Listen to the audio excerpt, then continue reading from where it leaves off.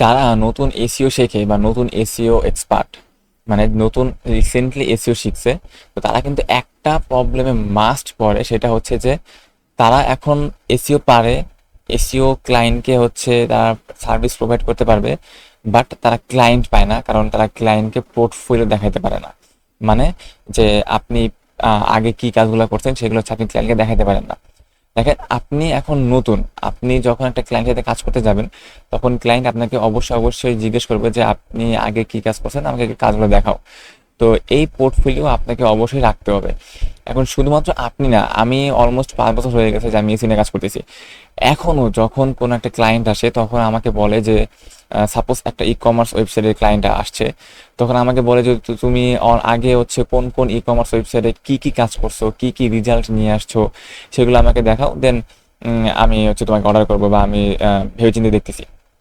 তো এখনো আমাকেও কিন্তু, আমি স্টিল 5 বছর এসইও নিয়ে কাজ করা সত্ত্বেও আমাকেও কিন্তু স্টিল এখনো ক্লায়েন্ট পোর্টফোলিও চাই। আর আপনারা যারা নতুন আছেন বা যারা নতুন এসইও শিখতেছে, তাদের কিন্তু শুধুমাত্র এসইও না, আসলে যে কোনো ফ্রিল্যান্সিং সেক্টরে নতুন কাজ শিখতে গেলে আপনাকে পোর্টফোলিও বানাইতেই হবে।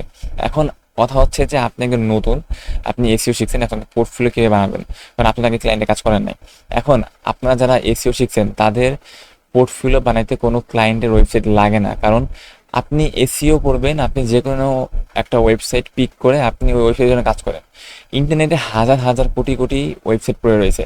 আপনি যদি আপনার নিজের কোনো ওয়েবসাইট থাকে, বা আপনার যদি ফ্যামিলি কারো মেম্বারের ওয়েবসাইট থাকে, বা আপনার যদি আপনার কোনো ফ্রেন্ডের যদি ওয়েবসাইট থাকে, আপনি সেই সব ওয়েবসাইট নিয়ে এটা কাজ করতে পারেন।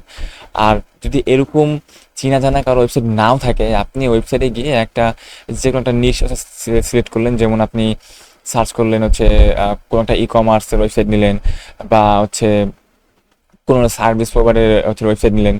যে কোনো একটা ওয়েবসাইট, খুব বড় ওয়েবসাইট না, আবার একদম নিউ ওয়েবসাইট না, মাঝারি একটা ওয়েবসাইট নেবেন, মাঝারি পারফরমেন্স ওয়েবসাইট। তো আপনি এরকম একটা ওয়েবসাইট নিয়ে আপনি নিজে নিজেই এসইও করলেন, যেহেতু আপনি এসইও শিখছেন, যেহেতু আপনি এসইও পারেন, সেহেতু আপনি নিজে নিজেই ওই ওয়েবসাইটের এসইও করবেন। আপনি এসইও অডিট করতে পারেন, কম্পিটিটিভ অ্যানালাইসিস করতে পারেন, আপনি কিওয়ার্ড রিসার্চ করতে পারেন। এগুলো করতে কিন্তু ওয়েবসাইটের অ্যাক্সেস লাগে না।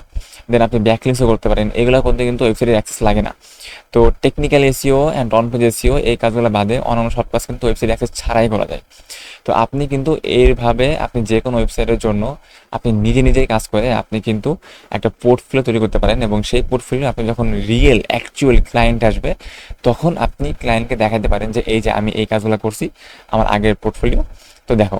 তো এইভাবে করলে কিন্তু আপনি ইজিলি নতুন এসইও এক্সপার্ট হওয়া সত্ত্বেও আপনি কিন্তু আপনার ক্লায়েন্টকে